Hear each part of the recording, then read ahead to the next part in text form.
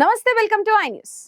Star cricketer Virat Kohli Jersey number 18 అంతర్జాతీయ cricket లో భారత జట్టుకు ప్రాతినిధ్యం వహించిన ఐపీఎల్ లో ఆర్సీబీకి ఆడిన ఆ జెర్సీ నంబర్ మాత్రం మారదు.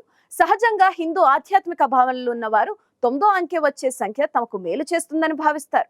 విరాట్ కోహ్లీ మాత్రం 9వ అంకె రావడం కోసం 18 నంబర్ను ఎంచుకోలేదు. దీని వెనుక 2 లోతైన కారణాలున్నాయి. అవేంటో తెలుసుకుంటే మనం కూడా ఔరా అనాల్సిందే.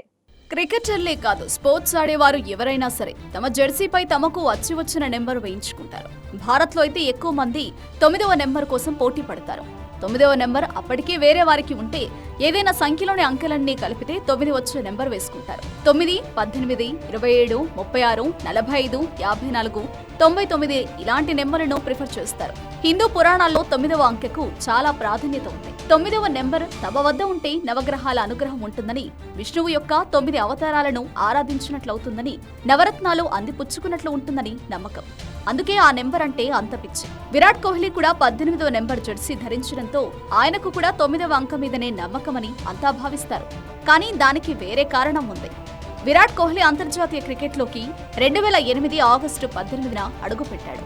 ఆ రోజు శ్రీలంకతో మొదటి వన్డే ఆడాడు. అంతకు 2 సంవత్సరాల ముందు అంటే 2006 డిసెంబర్ 18న తన తండ్రి ప్రముఖ క్రిమినల్ లాయర్ అయిన ప్రేమ్నాథ్ కోహ్లీ మరణించారు. తన తండ్రి మరణించిన 18వ తేదీని తాను అంతర్జాతీయ క్రికెట్లోకి అడుగుపెట్టే అవకాశం వచ్చిందని కోహ్లీ భావించాడు.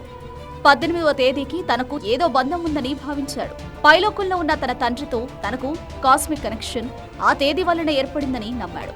అందుకే తనకు 18వ నెంబర్ జెర్సీ కావాలని బీసీసీఐని కోరాడు. నాటి నుంచి నేటి వరకు 18 ఏళ్లుగా విరాట్ కోహ్లీ అదే నెంబర్ జెర్సీ వేసుకుంటున్నాడు. అంతర్జాతీయ క్రికెట్లో భారత్ తరపున ఆడినప్పుడు మాత్రమే కాదు, ఐపీఎల్లో రాయల్ ఛాలెంజర్స్ బెంగళూరుకు ఆడినప్పుడు కూడా విరాట్ 18వ నెంబర్ జెర్సీనే వేసుకుంటున్నాడు. ఇది విరాట్ కోహ్లీకి 18వ నెంబర్కు మధ్య ఉన్న అనుబంధం.